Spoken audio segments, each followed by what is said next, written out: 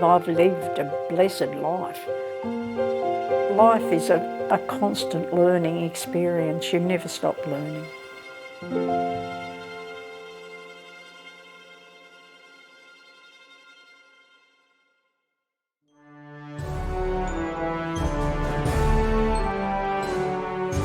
Mum came to Australia at 9 years of age from a Welsh mining town. Mum's mum had died when Mum was very young, and so she'd been left with the responsibility of looking after the men in the family. She looked for a way to get out of that responsibility. She signed up to become a nurse at Lithgow District Hospital. Mum had grown up in a very, very strict lifestyle, very religious lifestyle. She met Dad in Lithgow at the Baptist church because my two grandfathers had established the Baptist church in Lithgow, and that's how they met. Mum was a free spirit. Mum, I think, plotted most of her life how she could escape the ropes that were tied around her. Mum was always interested in writing and singing and performing. Mum had a baby before me, and the baby only lived for a short time, but matron Lister had been Mum's boss as she was a nurse, and she had looked after Mum beautifully, and she took Mum under her wing, and that's how I happened to be born there.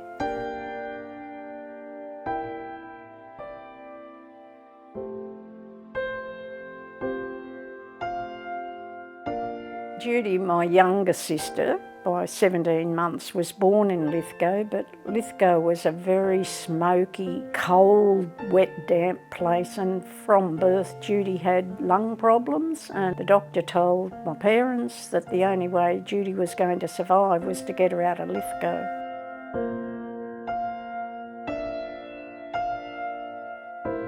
Two families in one room at the back of a retail premises, which was horrible.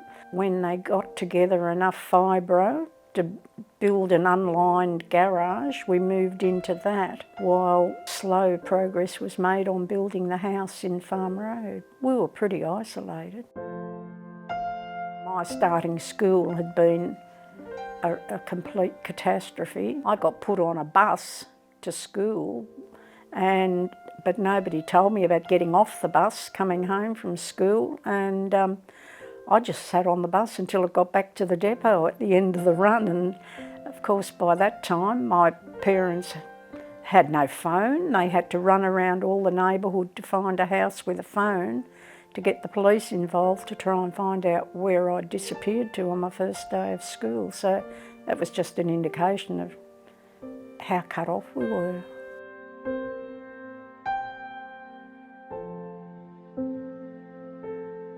Just a tiny 2-bedroom weatherboard place, but it was heaven.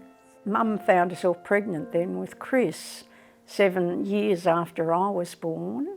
I think he was a bit of a surprise. Oh, we treated Chris like a toy. Put him in our doll's pram and push him around everywhere. We absolutely had the time of our lives. He was spoiled. Dad was a worker. He just made sure that there was food on the table, and he could support his family. He was immensely proud of his family. It's only in hindsight, looking back, that I realised just how very, very short on money we were. He didn't have enough money for me to go and buy an exercise book, and the book he was doing the accounts in for the shop, he tore out the pages he needed and gave me the exercise book. That's just, he would have given you the shirt off his back. My parents always put the kids first.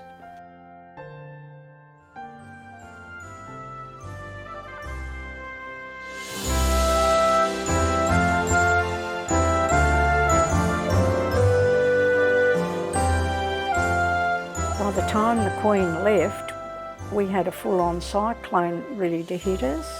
The ground was so soft from hundreds and hundreds of kids that walking along, my shoe got sucked into the mud, and I walked out of the shoe, and there were so many kids behind me I didn't have time to bend down and pick up the shoe, so I came home with one shoe on, and it was a huge catastrophe. The cyclone hit and we were totally flooded, and The bridge got swept away in Casino, and I can remember seeing 7 houses floating down the river, and they tried to catch a haystack off the bridge as it came down the river, and sitting on the top of the haystack was one of my school friends, Marjorie McMullen, and they actually got the family off the haystack. It was a pretty dramatic time.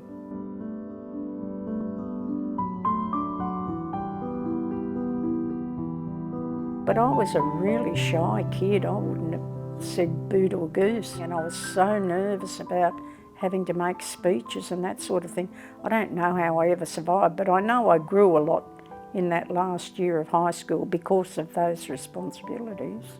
I never really had any plans about what I was going to be. I got a scholarship to go on to university or teachers college, but I really didn't think that was what I wanted to do. I had 2 interviews in Sydney. One was at Royal Prince Alfred Hospital, and I just remember walking into it and saying to Mum, I can't stand the smell of this place. I couldn't be a nurse. I was taken on as a probate officer for perpetual trustees. Quickly became very obvious to me that working in that environment was so sexist that it was criminal. The boys that got much poorer passes in the leaving certificate were going ahead in leaps and bounds in this job, and I was being sat at the end of the row with a typewriter and told to type envelopes. So I reapplied to the Department of Education for a Teachers College scholarship, which I was granted. I look on it that I was blessed, that I found something that really I could get my teeth into, something that I could grow in and develop, and I loved working with kids. So yes, no, I found my niche there. I still have lots of friends from the days that I went to Teachers College and that I met in 1960.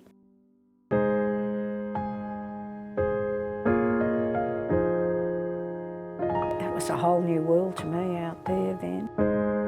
That was at the time of the Cold War, and all the teachers had to be educated on how we were to evacuate our classes to the Blue Mountains should we be under attack of a nuclear bomb. How on earth we were ever supposed to get 30 or 40 kids on our own to the Blue Mountains. I had one year with a class full of White Russian children who'd been brought out by the World Council of Churches from Hong Kong to Australia without a word of English, and I grew a program on my own because there was no ESL program to teach them English using pictures cut out from the Woman's Weekly and flashcards, and I taught them English. I think it had ignited a fire in me that I wanted to work with children.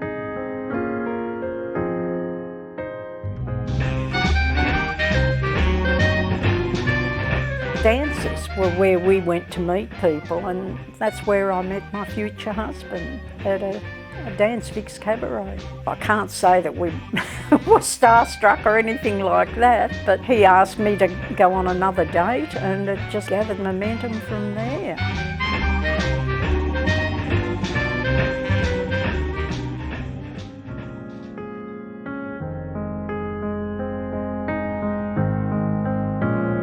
That was the expectation in those days too. So I was 21 when I got engaged and 22 when I got married. He was a good bloke. He was a very handsome man. He looked after me well. In the first 12 months of our marriage, he built our first home, which was a three-bedroom brick veneer house. We were very, very fortunate. We had years of marriage that were wonderful.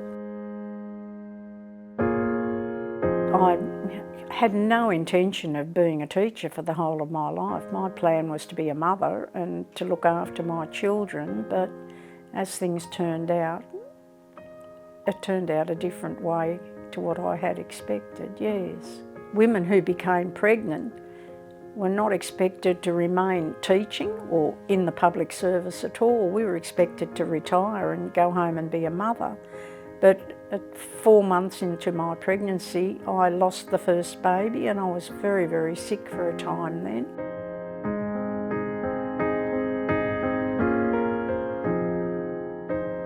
beautiful.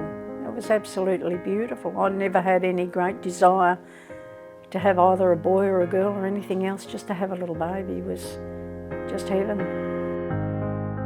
Oh, she was a real live wire. I can remember one time she'd managed to pull out each of the drawers in the kitchen to make a ladder and climbed up onto the bench top, and then she was hanging out the hopper windows while I was mowing the lawn, and I looked up and saw her trying to get out the window to get out with me. No, she was into everything.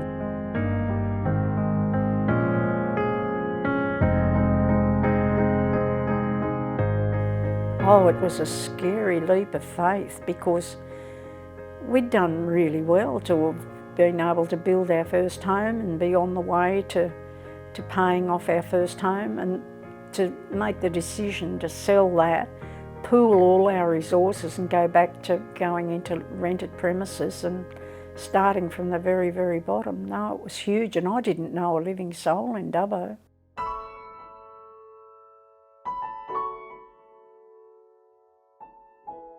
Tamara was born on New Year's Day in '71, but then there was a big depression and money was very tight, and so the last block of flats didn't sell, and we were at the point of bankruptcy at that stage, and Bern was working in Burke and all places west. It was a pretty miserable life, but I was at home with two little toddlers, and he was only home at the weekends. When I saw an advertisement in the Daily Liberal for a position at St John's Primary, I applied. And only time in my life I've had an interview for a job, and I was interviewed by two nuns, and they wanted me to start the next day.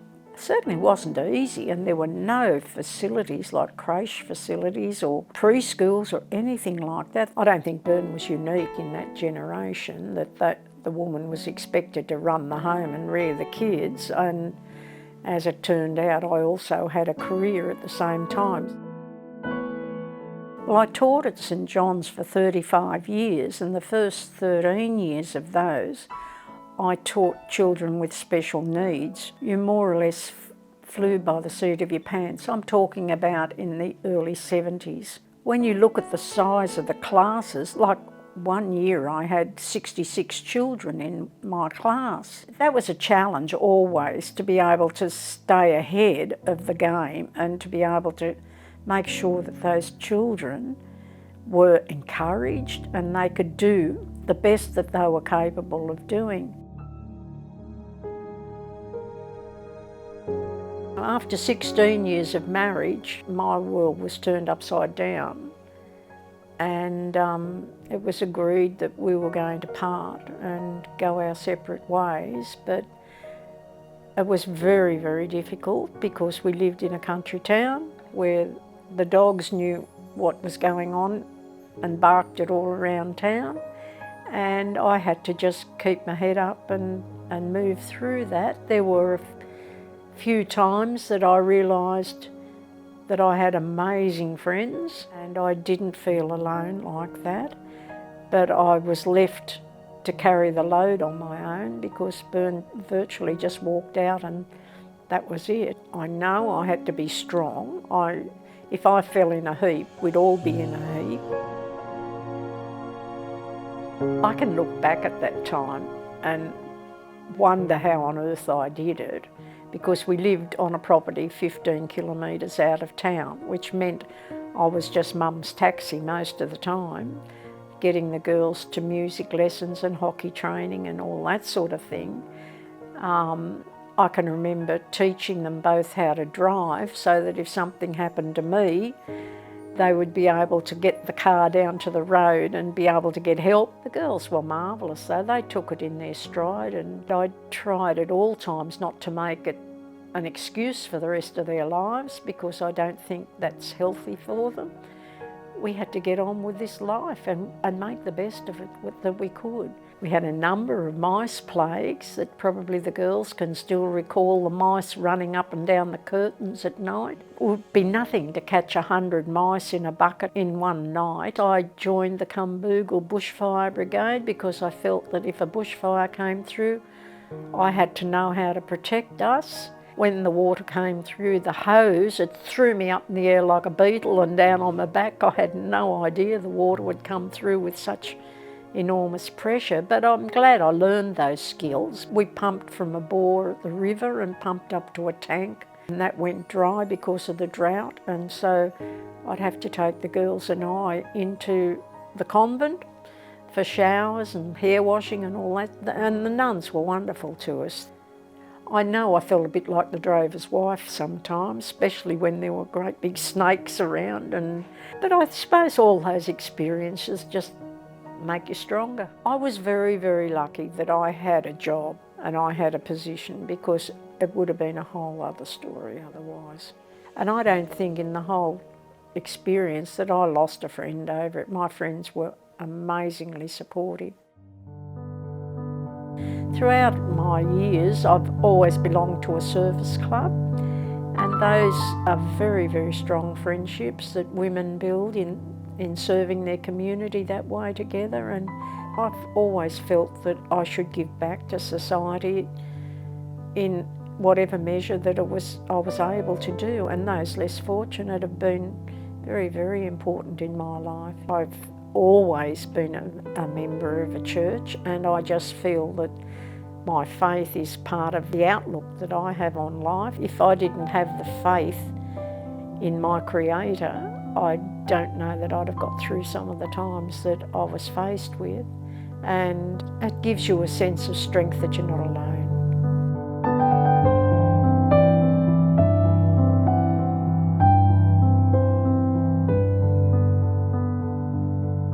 I wanted my girls to be strong and confident women. And I wanted them to be doing something in their life that they valued and loved doing. So I had to make available to them experiences that would stretch their world. So I gave them every opportunity to take part in things that would extend them and have them grow as people who have got a place in the world. I wanted the girls to be able to see a different culture where they weren't comfortable with the people speaking another language, and so we went on a big trip right through Mexico. They had to be able to communicate with people even though they didn't speak a word of the language, and just come to the realisation that everybody doesn't have it easy. I was very fortunate that I was able to travel in China just before Tiananmen Square, and I went to lots of places that today aren't open to the public. I actually saw where they were unearthing the terracotta warriors, and I saw that all exposed to the air. I'm glad that I did it at the time I did.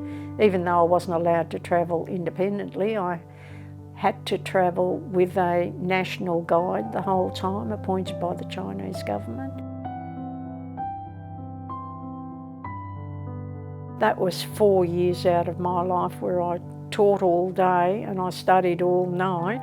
My mother was dying, and I can remember going home to visit her in Casino and taking the university books and just sitting beside her in the hospital studying for my final exams and trying to fit everything in as best I could, but no, I managed.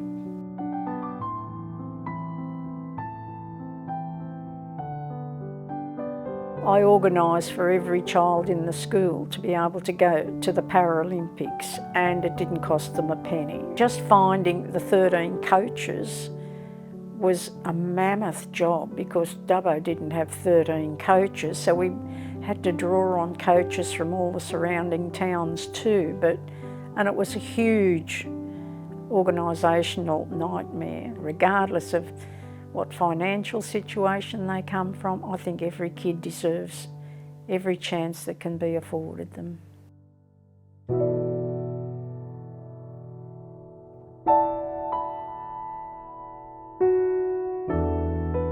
Family and relationships are far, far more important to me than anything material.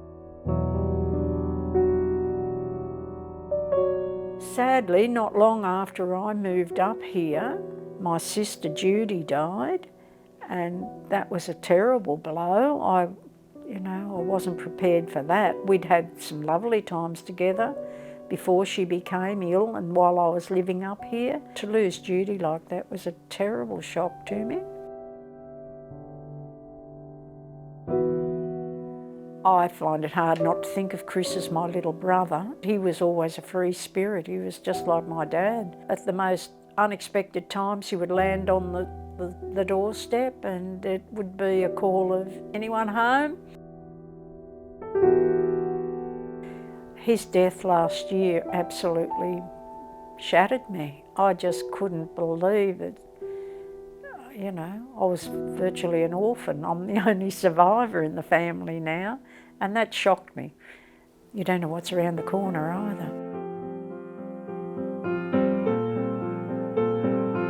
I think it gives you a whole new outlook on life by being plugged into other people. I went about finding a club on the Gold Coast that I could learn croquet at. To my surprise, we even became Australian champions. Life is a constant learning experience. You never stop learning. One important thing is don't bear grudges, get over yourself and move on. The past can take care of itself, but look forward to tomorrow. And always enjoy what you're doing. If something's not giving you joy in your life, find something else to do. You've got to have friends in your life, you've got to relate to people, you've got to be able to share what you've got, and you've got to care about other people.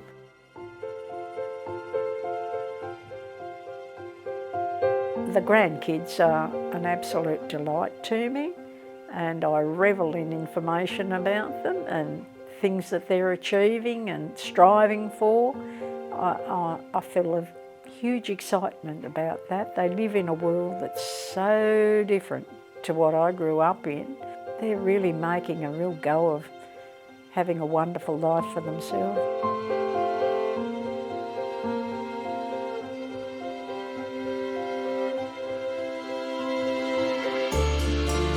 And to look at my two daughters and the way they've taken to motherhood and how they've extended themselves to have a career and to have motherhood and be able to work the two together gives me a lot of joy and a lot of pleasure.